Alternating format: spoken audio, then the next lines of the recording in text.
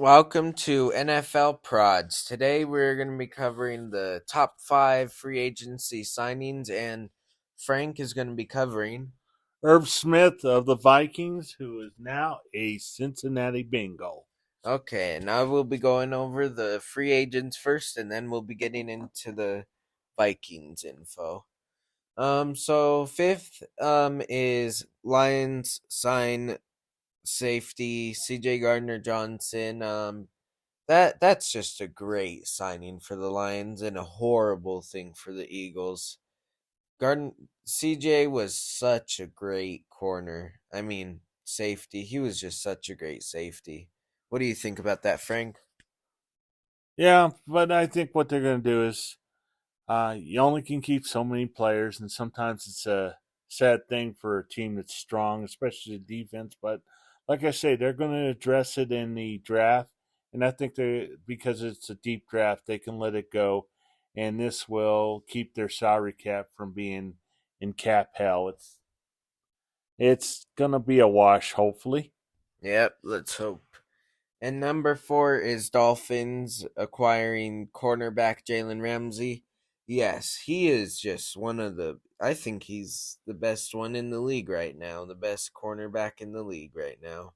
He's just really good. What do you think, Frank? Jalen Ramsey's a Super Bowl winner, but I think with youth, I just I think Miami's trying to come a championship contender as soon as possible. Yep. And number 3, they have the Bears acquiring wide receiver DJ Moore. We don't have to cover much on that because we made a video about him already. Um, and we have Lions signing cornerback Cameron Sutton. I haven't heard much about him, but probably good for the Lions. He's a quality cornerback. I mean, he was the other Sutton that was with the Broncos, and I think he's going to really shore up that defense. I mean, he came from a good defensive team. Yeah, the Broncos had a good defense. And number 1 is the Jets set to acquire quarterback Aaron Rodgers, but with some new rumors, the Jets actually might want Lamar Jackson since he's requested a trade because Lamar Jackson, I feel like Aaron Rodgers would be the safe option for this year, but for the long run, if Lamar can stay healthy, I would say Lamar is better because Aaron's only going to play for like a year. What do you think about this, Frank? All right, I think it's going to happen. I think the Jets will be massively better with either Aaron Rodgers. Lamar Jackson's kind of a long shot.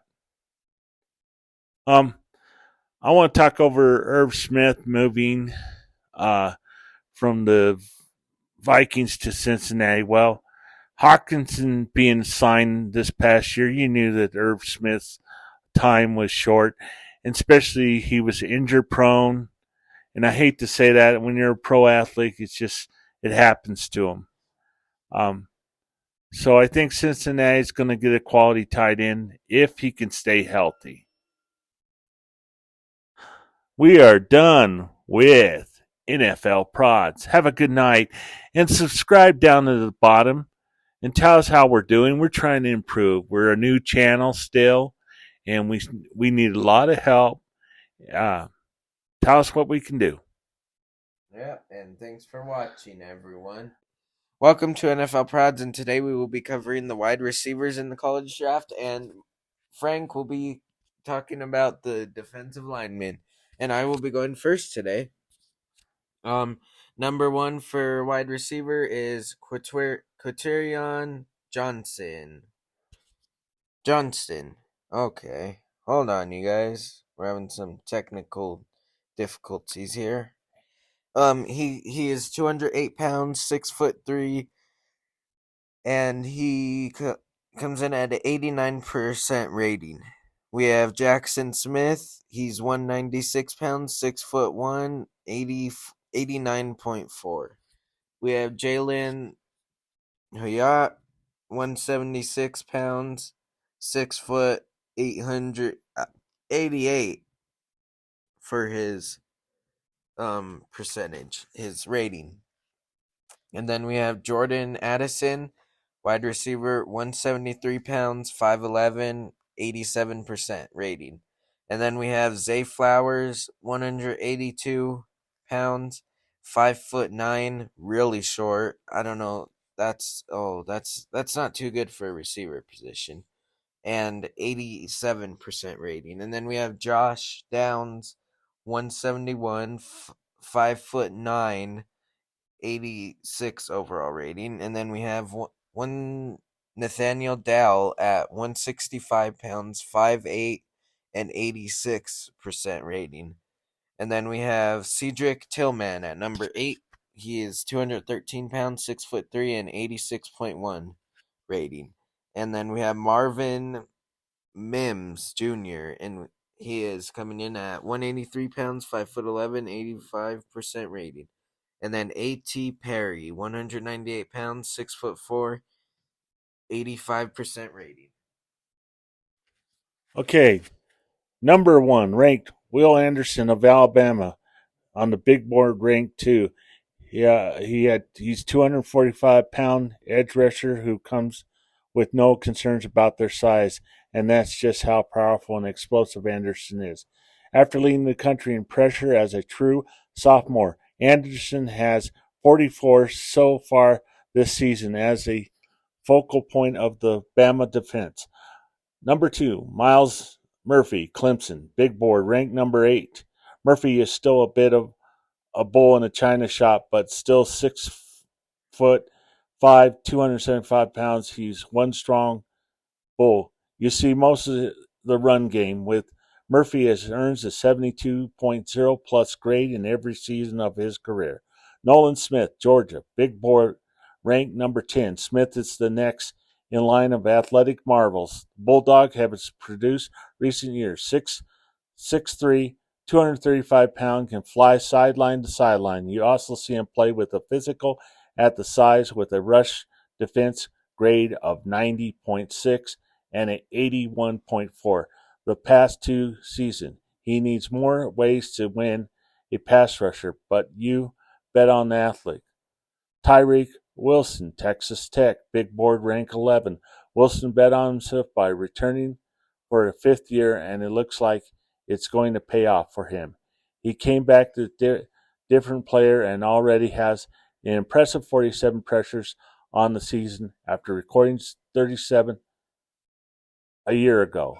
His unique projection of the 6'6", 275-pound with 7+ wingspan.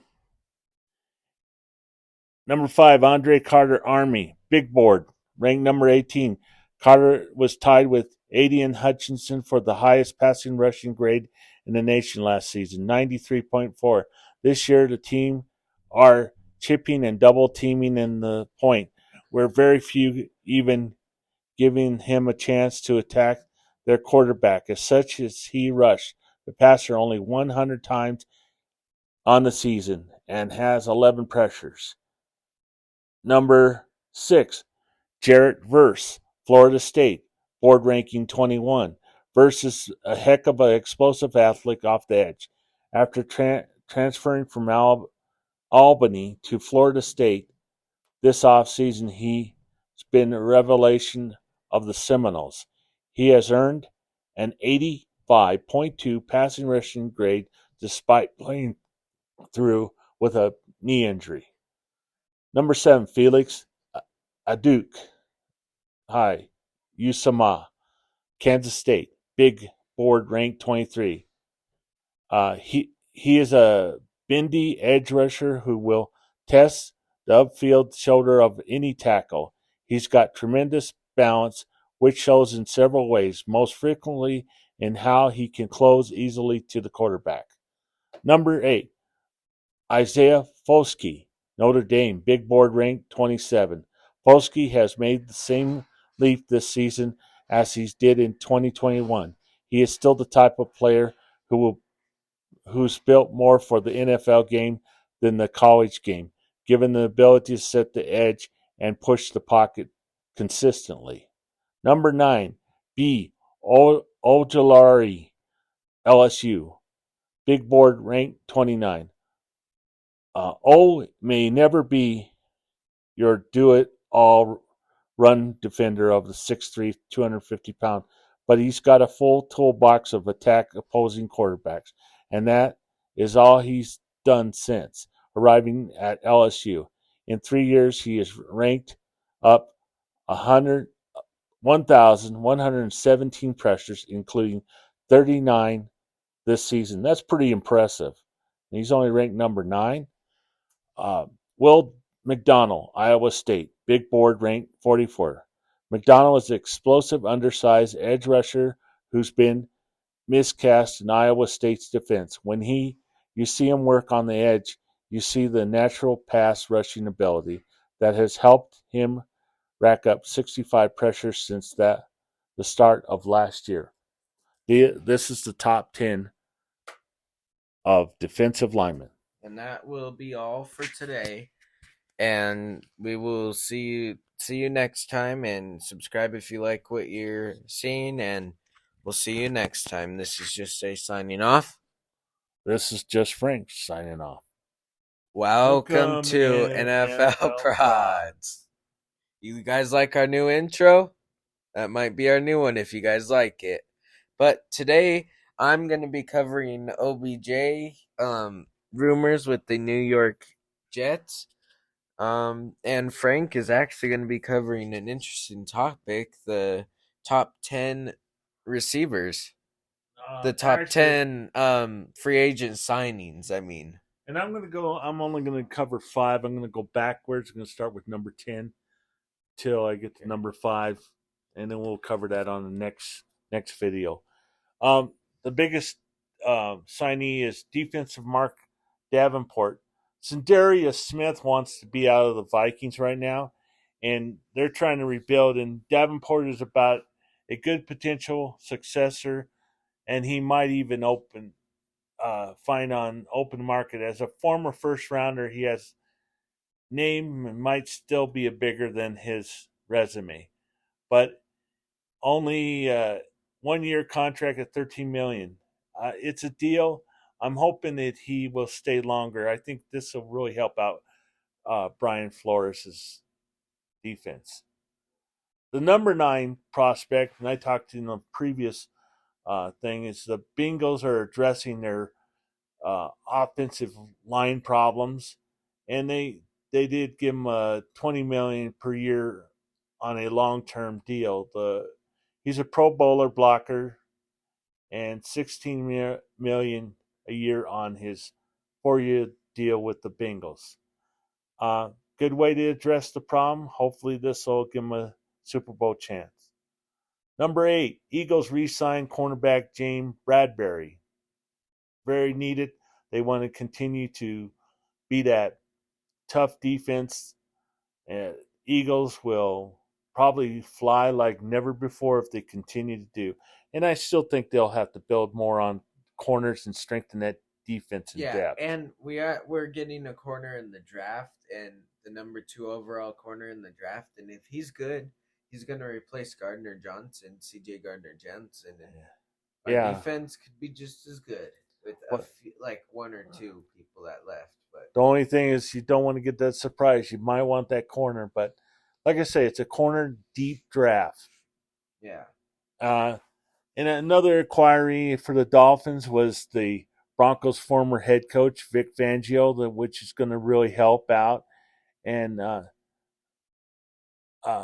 Miami wasn't going to add a better insurance for Tua at quarterback, but his best path is to improve in the playoff bid in Mike McDaniel's second season. He was going to be a defense rejuvenation, and a Fangio at 64 isn't just inheriting a relatively talented group which suffered through secondary injuries in 22. He is bringing a proven ability to shepherd a stingy play, leading different organizations, most recently the Broncos and Bears. But to a top 10 scoring takeaway overall defense ranks over the 20 plus years as a coordinator. Even the Dolphins' offense still battles quarterback availability in defensive D. I think Vic Fangio, good coordinator, but not a very good head coach. But I think the Miami's going to be tough to beat. Another tough team this year. Oh yeah, Miami's gonna be a great team, but with that coach, you seen what they did, what he did to the Broncos. He made them not that good, but maybe it's just the Broncos. But Well, I just don't think he's a good coach. well, he's a good defensive coordinator. He's proven himself. Oh, I thought they hired him as a coach. No, you have Okay. Okay. Daniels is the coach there over there, and Okay. so Okay. I good